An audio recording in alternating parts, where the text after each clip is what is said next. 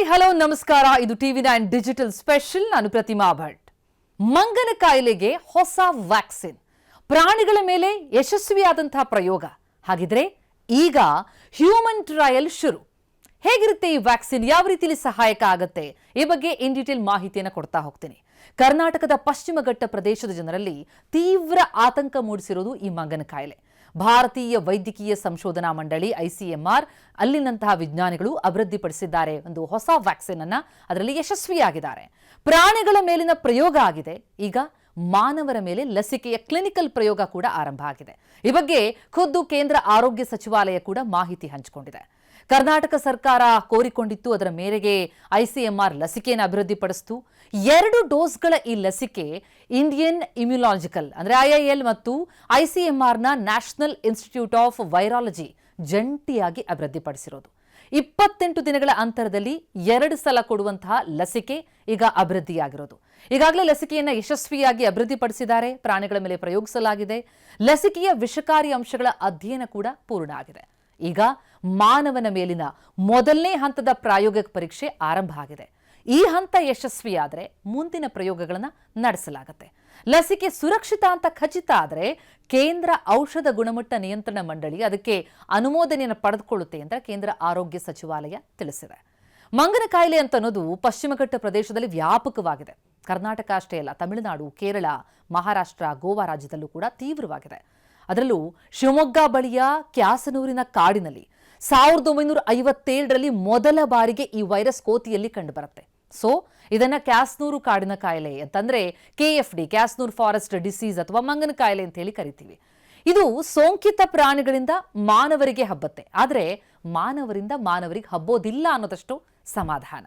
ಆದರೆ ಶಿವಮೊಗ್ಗ, ಉತ್ತರ ಕನ್ನಡ ಸೇರಿದಂತೆ ಮಲೆನಾಡು ಭಾಗದ ಜನರನ್ನ ದಶಕಗಳಿಂದ ಕಾಡ್ತಾ ಇರುವಂತಹ ಈ ಕಾಯಿಲೆಗೆ ಪರಿಣಾಮಕಾರಿಯಾಗಿರುವಂತಹ ಲಸಿಕೆ ಬೇಕೇ ಬೇಕಿತ್ತು. ಅಂತಹ ಅವಶ್ಯಕತೆ ತುಂಬಾ ಇತ್ತು. 1957ರಲ್ಲಿ ಕರ್ನಾಟಕದಲ್ಲಿ ಪತ್ತೆಯಾದಾಗಿನಿಂದಲೂ ಕೂಡ ಈ KFD ಅಥವಾ ಮಂಕಿ ಫೀವರ್ ಏನಿದೆ, ಇದುವರೆಗೆ 560ಕ್ಕೂ ಹೆಚ್ಚು ಮಾನವ ಸಾವುಗಳಿಗೆ ಕಾರಣ ಆಗಿದೆ. ಪ್ರತಿ ವರ್ಷ ಈ ವೈರಸ್ ಹರಡ್ತಾ ಇದೆ. ಕಳೆದ 5 ವರ್ಷದಲ್ಲಿ 340ಕ್ಕೂ ಹೆಚ್ಚು ಮಂದಿ ಮೃತಪಟ್ಟಿದ್ದಾರೆ ಅಂತ ವರದಿ ಇದೆ. 2024ರಲ್ಲಿ ಮಾರ್ಚ್ ತಿಂಗಳಲ್ಲಿ 11 ಸಾವು ವರದಿಯಾಗಿತ್ತು. 2026 ಆರಂಭ ಆಗಿದೆ ಅಷ್ಟೇ, ಆಗಲೇ 1 ಸಾವು ದೃಢಪಟ್ಟಿದೆ. ಹೀಗಾಗಿಯೇ ಈ KFD ವಿರುದ್ಧ ಹೊಸ ಲಸಿಕೆ ಮಾನವ ಪ್ರಯೋಗಗಳು ಅಂದರೆ ಹ್ಯೂಮನ್ ಟ್ರಯಲ್ಸ್ ಆರಂಭ ಆಗಿರೋದು ನಿಜಕ್ಕೂ ಒಂದು ಆಶಾದಾಯಕ ಬೆಳವಣಿಗೆ. ಏನಿದರ ವಿಶೇಷತೆ ಹಾಗಿದ್ರೆ ಈ ಹೊಸ ವ್ಯಾಕ್ಸಿನ್ದು? ಈ ಹಿಂದೆ ಒಂದು ವ್ಯಾಕ್ಸಿನ್ ಕೊಡಲಾಗ್ತಿತ್ತಲ್ಲ, ಅದು ಅಷ್ಟೊಂದು ಪರಿಣಾಮಕಾರಿಯಾಗಿರಲಿಲ್ಲ. ಪದೇ ಪದೇ ಬೂಸ್ಟರ್ ಡೋಸ್ ಅನ್ನ ಪಡಿಬೇಕಾದಂತಹ ಅನಿವಾರ್ಯತೆ ಇತ್ತು. ಈಗ ಅಭಿವೃದ್ಧಿಪಡಿಸಲಾದಂತಹ ಹೊಸ ಲಸಿಕೆ ಹೆಚ್ಚಿನ ರೋಗ ನಿರೋಧಕ ಶಕ್ತಿಯನ್ನು ಕೊಡುತ್ತೆ ಅಂತ ನಿರೀಕ್ಷೆ ಮಾಡಲಾಗ್ತಾ ಇದೆ. ಹೀಗಾಗಿ ಪ್ರಯೋಗದ ಹಂತಗಳು ಈಗ ಪೂರ್ವ ಸಿದ್ಧತೆಯಲ್ಲಿರೋದು. ಪ್ರಯೋಗಾಲಯಗಳಲ್ಲಿ ಪ್ರಾಣಿಗಳ ಮೇಲೆ ನಡೆಸಿದಂತಹ ಪರೀಕ್ಷೆ ಎಲ್ಲ ಯಶಸ್ವಿಯಾಗಿದೆ. ಮಾನವ ಪ್ರಯೋಗಕ್ಕೆ ಅನುಮತಿ ಕೂಡ ನೀಡಲಾಗಿದೆ. ಹ್ಯೂಮನ್ ಟ್ರಯಲ್ಸ್ ಬಹಳ ಸುರಕ್ಷಿತವಾಗಿ ಆಗುತ್ತೆ. ಯಾಕಂದ್ರೆ ಮೊದಲ ಹಂತದಲ್ಲಿ ಲಸಿಕೆಯ ಸುರಕ್ಷತೆಯನ್ನು, ಸೇಫ್ಟಿಯನ್ನು ಪರೀಕ್ಷೆ ಮಾಡ್ತಾರೆ. ಆಯ್ದ ಆರೋಗ್ಯವಂತ ಸ್ವಯಂ ಸೇವಕರಿಗೆ ಈ ಲಸಿಕೆಯನ್ನು ಕೊಡಲಾಗ್ತಾ ಇದೆ. ಅವ್ರ ಮೇಲೆ ಆಗುವಂತಹ ಪರಿಣಾಮಗಳನ್ನು ಗಮನಿಸಲಾಗುತ್ತೆ. ನಂತರದ ಹಂತದಲ್ಲಿ ಇದು ಮಂಗನ ಕಾಯಿಲೆಯ ವೈರಸ್ ವಿರುದ್ಧ ಎಷ್ಟು ಸಮರ್ಥವಾಗಿ ಹೋರಾಡುತ್ತೆ ಅದನ್ನ ಖಚಿತಪಡಿಸ್ಕೊಳ್ತಾರೆ. ಜನರಿಗೆ ಸಿಗುವಂತಹ ಲಾಭ ಏನು ಅಂತ ನೋಡ್ತಾ ಹೋದ್ರೆ ಮಲೆನಾಡು ಭಾಗದ ರೈತರು ಮತ್ತು ಅರಣ್ಯ ಅವಲಂಬಿತರಿಗೆ ದೊಡ್ಡ ವರದಾನ ಈ ಲಸಿಕೆ. ಕಾಯಿಲೆ ಹರಡುವಿಕೆ, ಸಾವಿನ ಪ್ರಮಾಣ ಇದೆಲ್ಲ ತಗ್ಗಿಸೋದಕ್ಕೆ ಭಾರಿ ಸಹಕಾರಿಯಾಗುತ್ತೆ. ಒಂದು ಗಮನಿಸಿ, ಲಸಿಕೆ ಸಂಪೂರ್ಣವಾಗಿ ಸಾರ್ವಜನಿಕರಿಗೆ ಲಭ್ಯ ಆಗೋದಕ್ಕೆ ಈ ಪ್ರಯೋಗದ ಫಲಿತಾಂಶ ಸಕಾರಾತ್ಮಕವಾಗಿ ಬರಬೇಕು. ಅದಕ್ಕೆ ಕೊಂಚ ಸಮಯ ಬೇಕಾಗುತ್ತೆ. ಆದರೆ ಒಂದು ಸಮಾಧಾನ, ಖುಷಿ ಅಂತಂದ್ರೆ ವ್ಯಾಕ್ಸಿನ್ ಬಂದಿದೆ ಅಂತ ಅನ್ನೋದು.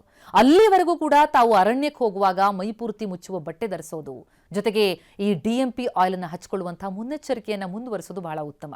ಈ KFDಗೆ ಹರಡುವಂತಹ ಒಂದು ಉಂಡೆಗಳ ಈ ಟಿಕ್ಸ್ನ ಕಡಿತದಿಂದ ಬಚಾವಾಗೋದಕ್ಕೆ ಬಳಸುವಂತಹ ಒಂದು ಪರಿಣಾಮಕಾರಿ ಮತ್ತು ಕೀಟನಾಶಕ ಅಂತಂದ್ರೆ ಅದು ರೆಪೆಲೆಂಟ್ ಅಂದ್ರೆ ಅದು DMP ಆಯಿಲ್, ಡಿಮೆಥಿಲ್ ಪೆಥ್ಲೆಟ್ ಏನಿದೆ. ಹಾಗಾಗಿ ಅದನ್ನ ಬಳಕೆ ಮಾಡೋದನ್ನ ಮುಂದುವರಿಸಿ. ಆದರೆ ಆ ವ್ಯಾಕ್ಸಿನ್ ಬೇಗ ಈ ಹ್ಯೂಮನ್ ಟ್ರಯಲ್ ಮಾನವ ಪ್ರಯೋಗಾಲಯದಲ್ಲೂ ಕೂಡ ಯಶಸ್ಸನ್ನ ಕಾಣಲಿ, ಜೊತೆಗೆ ಆದಷ್ಟು ಬೇಗ ಆ ಲಸಿಕೆ ಲಭ್ಯ ಆಗಿ ಈ ಮಂಗನ ಕಾಯಿಲೆಗೆ ಮುಕ್ತಿ ಸಿಗಲಿ ಅಂತನ್ನುವಂಥದ್ದು ನಮ್ಮ ಆಶಯ. ನಮಸ್ಕಾರ.